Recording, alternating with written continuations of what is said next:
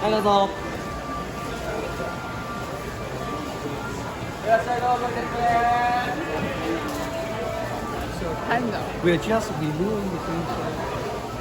次に600から400円になったらいかがですか？向かってみてって。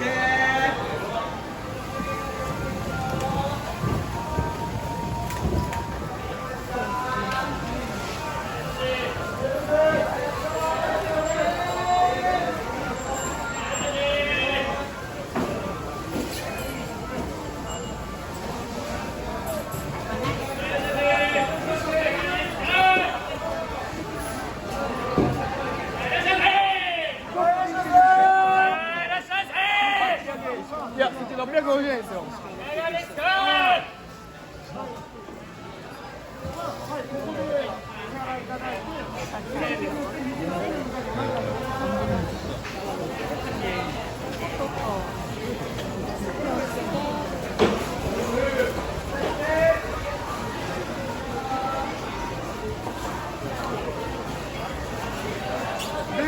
してもクールで十分ですよ。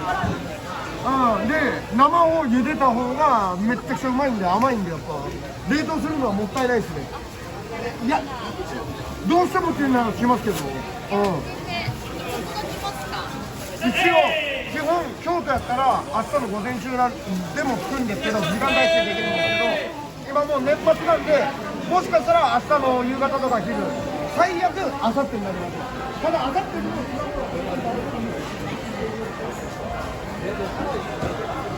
無理がないならちょっとないやろ。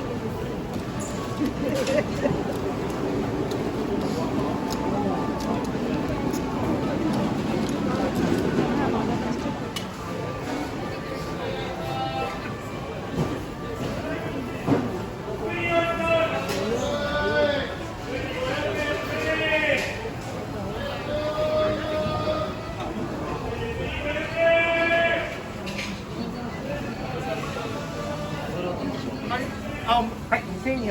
さっきからもう置いてるんですけど。はい、来ました。今の浜焼きはい、ありがとうございます。はい。